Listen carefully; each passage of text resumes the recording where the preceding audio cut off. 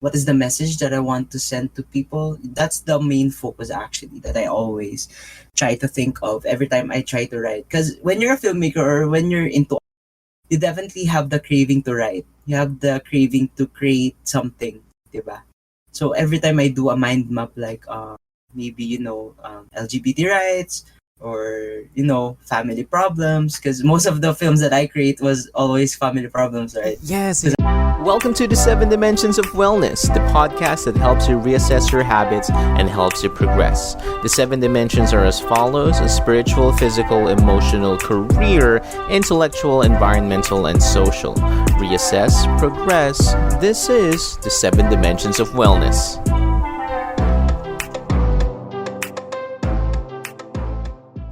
Welcome back to the 7 Dimensions of Wellness. We're going to talk about the emotional dimension since Valentine's Day is just around the corner. Sobrang lapit na.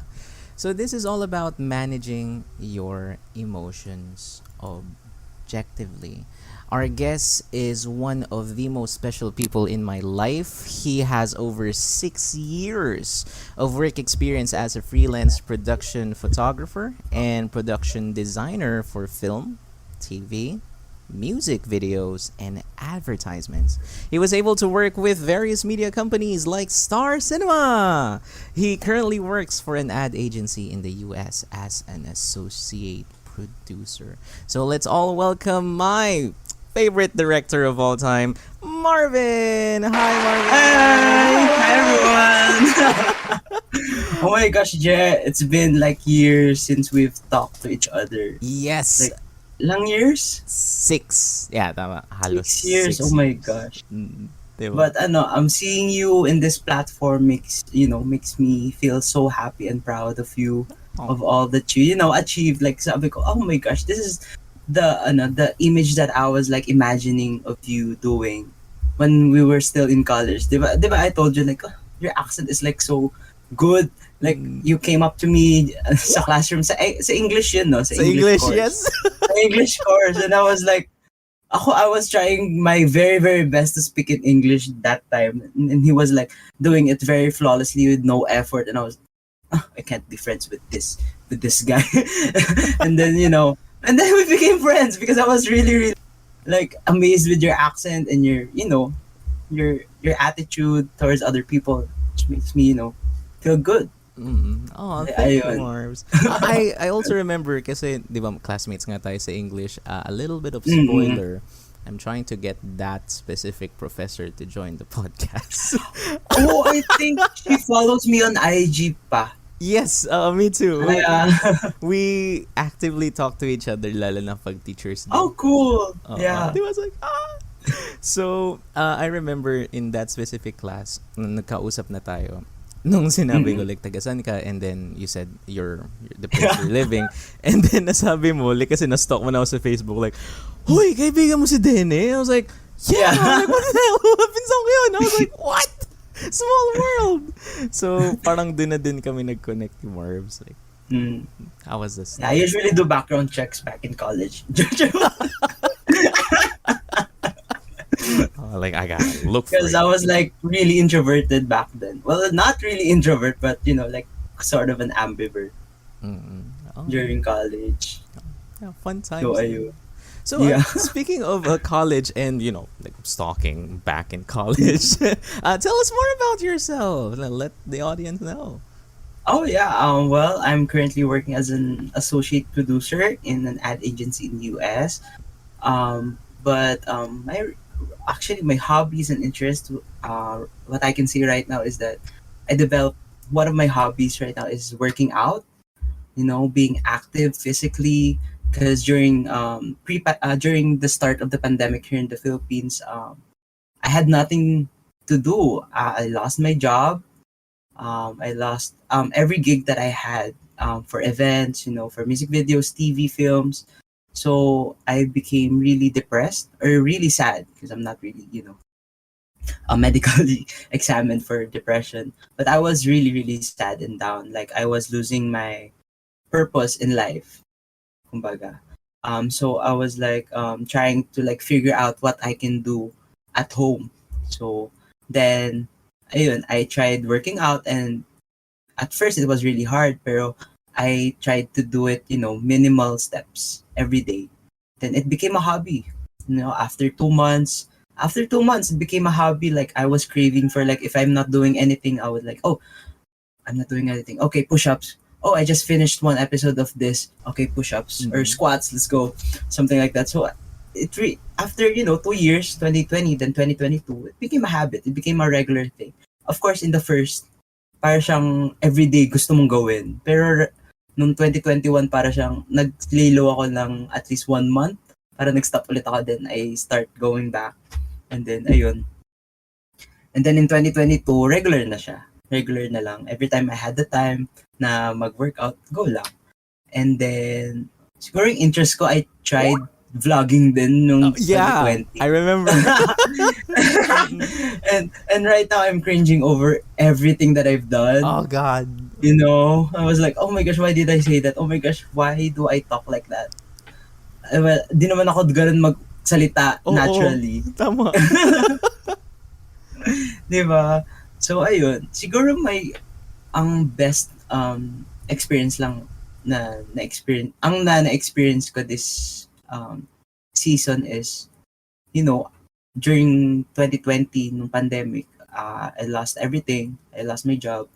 Then, by the end of 2020, I end up having this editing job for this company currently. So, I work, that's what I also discovered, that I have an eye for editing as well.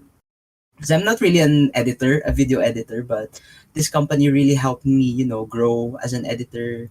Then after a year, I became a senior editor for this company. Yeah, in 2021, yeah. And then in 2022, I got promoted again as an associate producer. So associate producer, I was really actually aiming for that position, because you know me. When I was still in college, I was like, okay, let's go. I was like the planner. I was like the manager in college. So basically, I'm feeling like, maybe this position is good for me. So yeah, I tried. So they offered me the job, then I just accepted it completely. So yeah, maybe that's the win that I experienced. Dude, you're all about Yeah, that grind. Nice, consistent yeah, promotion. Hey, that's a difficult thing to achieve, man. Kudos. That's great. it is. I'm still crying inside. Diba? I'm tired. Kasi back in college, just to give everyone context, then I was able to see like Marvin juggle different tasks, lalo na kapag production na, no? And Yeah. whenever we go back to his place, like to drop off things and all, ang ayaw niya talagang gawin is mag-edit. Okay? Kasi ang time-consuming daw, minsan maraming errors dun sa app na ginagamit niya or yung computer na ginagamit niya at the time. So parang like, I don't want this. Pero like hearing this now, years later, Yeah. diba? Like, dude, all about that grind. Yeah. Congratulations. I didn't know.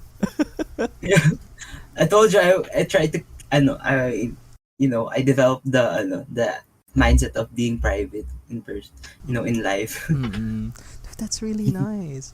But like, how about now? How does it feel to be able to be working back in production as an editor? You know? Oh yeah, right. Actually, at first, my first experience in working in production was in 2016 again. We Yeah. keep moving back, then Uh, going here. uh, It was like very. I was a very excited person to work in production, because that was the first thing that I wanted to do in the future. That's why I enrolled myself in digital cinema as my course. So I was really excited, but during those times, when you're still starting your career as a filmmaker, uh, the experience will definitely humble you down. Your expectations isn't what it seems, Uh, so hindi siya yung akala mo na smooth sailing lang lahat na mangyayari sa production. You'll definitely experience whole lot of trials, errors, mistakes. You'll face a lot of people who will definitely put you down, or give you like some very harsh criticism. You know, So for that production, I was able to adapt it here in this company that I'm currently working in, to never think all the criticisms or all the opinions and suggestions that they keep throwing at you to be personal. So I was able to practice my emotions intact.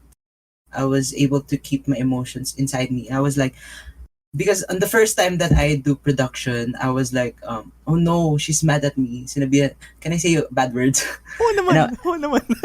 sabi niya, putang ina mo. Sabi niya, putang ina ang bagal. Gumaganon sila. I was like, okay, is she mad at me? Because she was my friend. I was like, oh my Mm-mm. gosh. Hindi na ba kami friends nito? Galit na siya sa akin. Tapos, I was overthinking. Like, hindi na kami nito, kakain sabay. Hindi na kami uuwi sabay. Hindi na kami papasok sabay, ganyan. So, nag-overthink ako. Pero at the end of the day, friends pa rin kayo. Your closeness are still intact. So, doon ko na-realize na everything that she says in production are all ano lang, professional lang.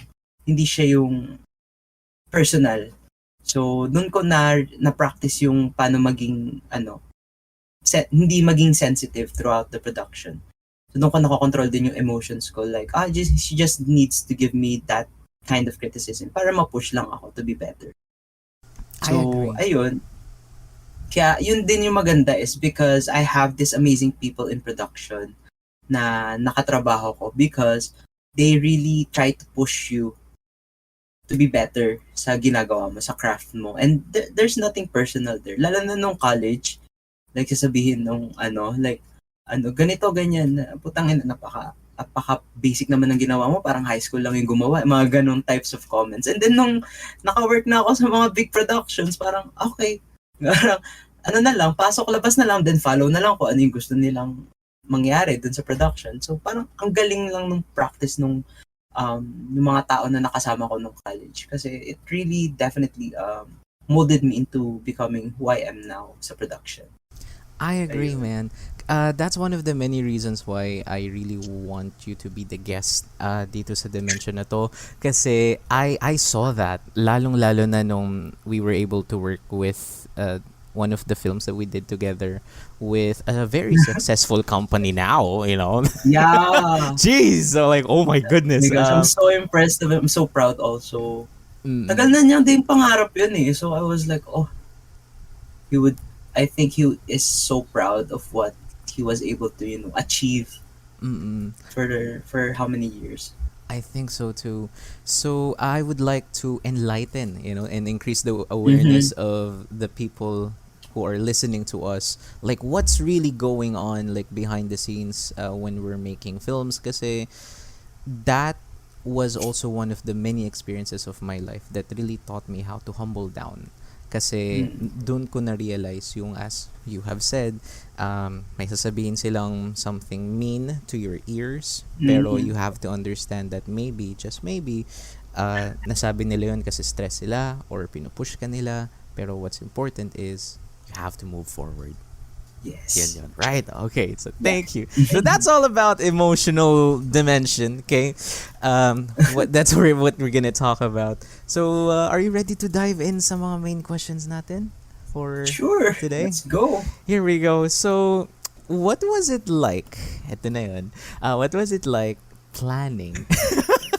Planning and building your notable films. Like, where do you put your focus on more?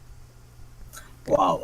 Siguro in creating content for media and TV film, ang iniisip ko lagi is what are my goals for that film? What is the message that I want to send to people? That's the main focus actually that I always try to think of every time I try to write. Because when you're a filmmaker or when you're into, you definitely have the craving to write. You have the craving to create something, diba?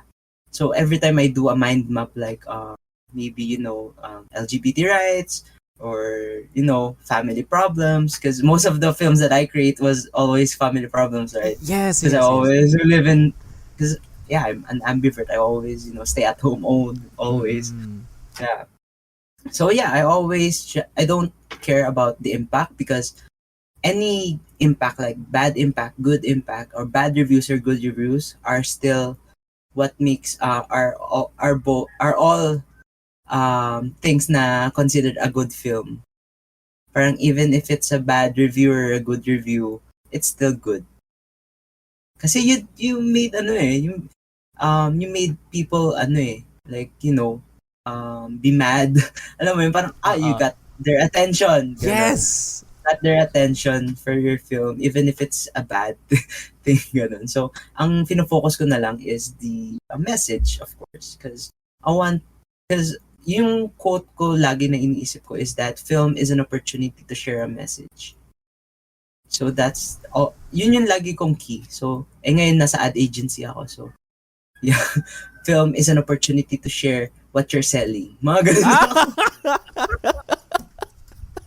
Totoo. Yeah. That you have to sell your product and then ask people. Yeah. Jeez, Mm-mm. dude, we have come so far na sales na din ang ating usapan.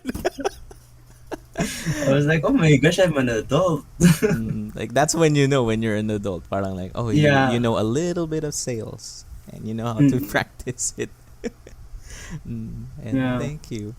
Oh, so I do have a very important question to ask you kasi Mm-hmm. do want to thank you so much for this skill because from my experience with you, you taught me na kapag nakita mo yung shot sa isang camera, may meaning yun. Yeah. So, they say that every shot matters when you're watching Mm-hmm. a film, a vlog, or any type of video.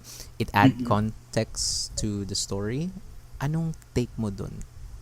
It definitely does because I actually my main my also main focus on my thesis film back then was semiotics. So every shot, every angle that I did on my film was it has a meaning. Like for millennials, whenever like a millennial is on screen, it will be a close up shot because millennials are the millennial era is considered as a selfie era where they're all on their phones, taking selfies and all that. So and also for baby boomers, they always have like wide shots, which means that they have a wide experience of the experience here in the world. So they have more, wide understanding of all the things that are happening on a daily basis. So it really does add context to the story of kung ano yung mga shots na gusto mo sa film mo. So it's one of the most important things actually in creating film. Shots. I agree. Shots. A shot. I agree, man. Kasi, honestly, ito yung isa sa mga hindi ko talaga makakalimutan na tinuro mo. Kapag naka-tilt Mm. na talaga yung camera, alam mo, like, something is about to go down. Kasi tilted na yung perspective niya. I was like, Yeah. Mm-mm. shoot, okay. Kaya, as someone who enjoys watching movies, Mm-mm. dumagdag siya sa value kapag Mm-mm. nakikita mo nga. Ano yung term ulit? Semiotics. Wait, my Semiotics. dog is barking. Is I it don't, okay? yeah, Baka okay lang. maano lang. Oo. Are you No. sure? Yeah, of course. No worries. Normal yan dito sa podcast. Oh, My well, dog's okay. barking too. Yeah, please welcome Sassy, Hello. my loud dog. Oo. Oh yeah, hey, hi Sassy. Long time. Mm. And speaking of films and stories, sino yung mga biggest influencers sa'yo at mga nakatrabaho mo? Oh, my gosh. My biggest influencers would have to be, again, my colleagues in college. Kasi, um, they really molded me to become the person that I am now. Kasi, um, yun yung maganda eh. If anyone is watching here who is starting in college, in any courses that you take, always, um, always keep in mind on choosing your friends, who Yeah. to be friends with. You should have the same goals. You should have the same, well, not technically same goals, but same aspects in the future, something like that. Um, same. Oh wait, my dog is distracting me. I'm so sorry. Yeah, it's okay. Sassy, choose your friends wisely. Choose who is a good, um,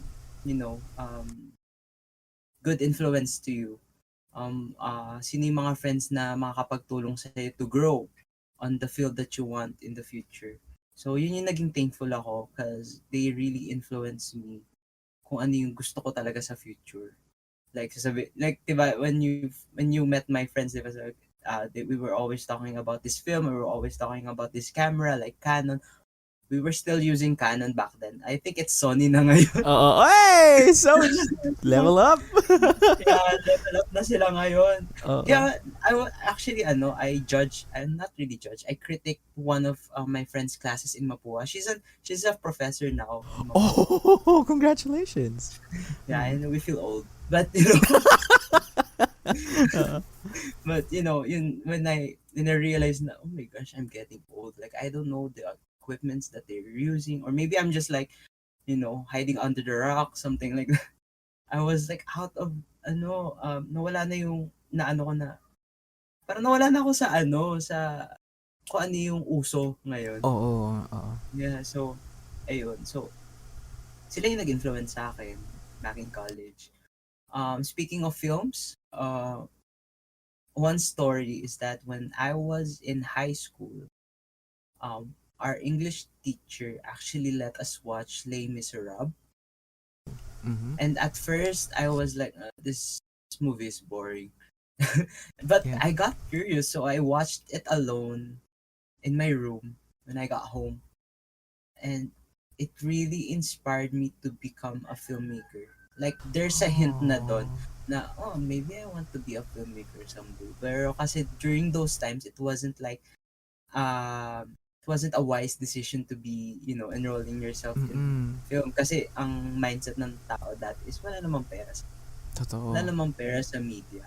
Pero hindi ko pinakinggan yun actually. There was, pero tinanggal ko sila sa isip. I want to do film. I really want to create something to send a message to everyone. So, ayun, pinaglaban ko lang din talaga yun because I knew at first kung ano yung gusto ko talaga. So, pinaglaban ko siya, sabi ko kay mama, hey, I want, because I was, diba, engineer Totoo. tayo lahat. Oo, engineer tayo dati. So, We were engineers back then, pero ayun nga, I wasn't really, pero ano naman ako, immortal naman ako nung time na yun. Oo. So, inano lang, all tres, mga ganun yung grades. Ayun. Kaya ang dami nagtatanong sa akin if bakit ako minsan ang perception nila is that hindi ko kinaya. Oo. Ah, Yeah, yun ang laging kaya stereotype na answer. Di ba? yeah. Pero what they don't know is that I was so happy na nag-transfer ako sa film. I met amazing friends, I met amazing people to work with. Parang I know to myself na and I was in the right place. I was in the right place. South building, not north. Oo. Ah! Nasa south talaga yan. Nasa south Yeah. building Oh, tayo. sorry guys. That was a Mapuan joke. Like there's a building for, arts and there's a building for engineering, Yep. right? So Yes. South is for multimedia arts and sciences and digital cinema. Then on sa North is mostly engineering, right? Mm-mm. Mm-mm. Yeah. So yeah, I was in the right place, South, fourth floor. Yun. So that really influenced me, that film. So Anne Hathaway, the cinematography, the production design, Mm-mm. everything. It was a complete set of production that I wanted to experience really. So yeah. I just happened to remember this while you were talking about Mapua and all. I remember you had a chance to work with one of your idols at the time, and it was KZ. You know, Yeah. I knew it, so I'm gonna mention that. Kasi It iba was like, talaga oh, yung ngiti mo no, like, oh my God, it's KZ! ano ba, over the first 2 years after that experience, I always talk about that. Like every time parang Oo. may anniversary ako na, oh, this was the day that I met Casey and worked with her. Like, pero I was able to work with her again in Eh. 2018 Mm-mm. because my OJT was in one of the big actually my OJT was in a company also where KZ performs. Eh. So Mm-mm. ayun, so nagulat ako when my supervisor told me na, hey, can you ang Mm-mm. sabi niya, si Casey Tandingan nasa Starbucks, can Mm-mm. you lead her to the studio? I Mm-mm. was like, Casey Tandingan? And sabi niya, oo, paulit-ulit, gano'n na sa akin. Okay po, sure. Sabi ko, kaya ako, dali-dali ako. Sabi ko, oh, Starbucks, okay, doon ako punta. I was like, ateng, gano'n ako. Sabi ko, Miss Easy, gano'n ako. Mm. Then nagulat ako, naalala niya po. Sure. Oh! Yeah, so she gave me a hug. And I was like, oh, naalala niya pa ako. Okay, that was good. Sabi ko, dito ka na. Gumanon siya sa GT lang.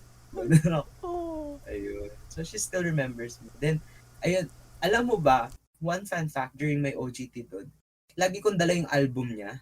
Oh my God! Bakit? Into hoping na, na madaanan ko ulit siya kahit sa ang studio. Kasi we walk a lot. We Oo. walk a lot.